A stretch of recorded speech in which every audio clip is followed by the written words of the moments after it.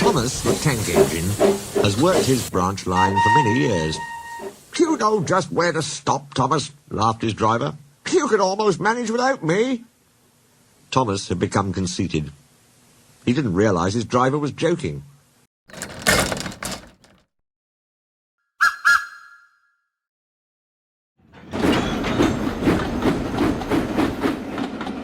"Driver says I don't need him now," he told the others.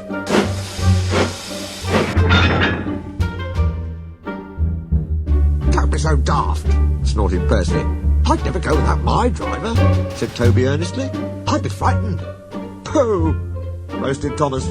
"I'm not scared." "You'd never dare." "I would then. You'll see."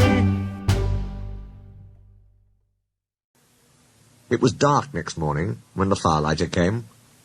Thomas drowsed comfortably as the warmth spread through his boiler. He woke again in daylight. Percy and Toby were still asleep. Thomas suddenly remembered. "Silly stick in the muds," he chuckled. "I'll show 'em. Driver hasn't come yet, so here goes." He cautiously tried first one piston, then the other. They're moving, he whispered. "I'll just go out, then I'll stop, and whoosh! That'll make 'em jump." Very, very quietly, he headed for the door. Thomas thought he was being clever, but really he was only moving because a careless cleaner had meddled with his controls. He soon found his mistake.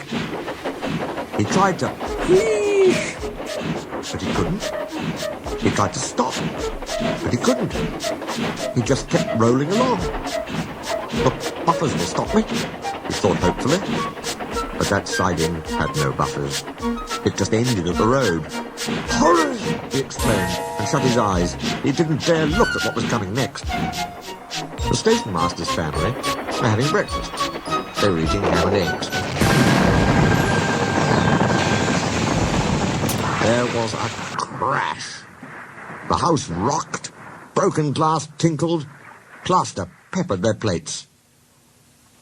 Thomas had collected a bush on his travels. He peered anxiously into the room through its leaves. He couldn't speak. His wife picked up her plate. "You miserable engine," she scolded. "Just look what you've done to our breakfast. Now I shall have to cook some more." She banged the door.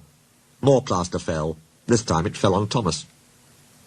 Thomas felt depressed. The plaster was tickly.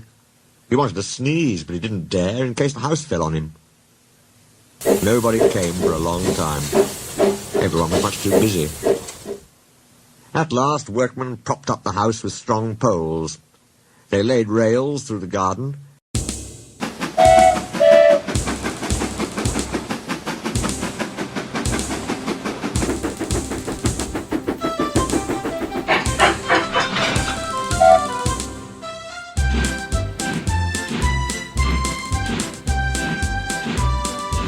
And Donald and Douglas, puffing hard, managed to haul Thomas back to the yard. His funnel was bent. Bits of fencing, the bush, and a broken window frame festooned his front, which was badly twisted. It looked comic. The twins laughed and left him.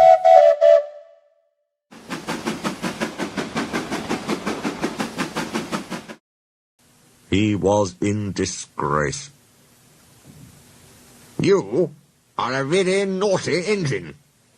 "I know, sir. Oh, I'm sorry, sir." Thomas's voice was muffled behind his bush. "You must go to the works and have your front end mended. It'll be a long job." "Yes, sir," faltered Thomas. "Meanwhile," said the Fat Controller, "a diesel rail car will do your work." Diesel, sir," Thomas spluttered. "Yes, Thomas. Diesels always stay in their sheds till they are wanted. Diesels never gallivant after breakfast in station masters' houses.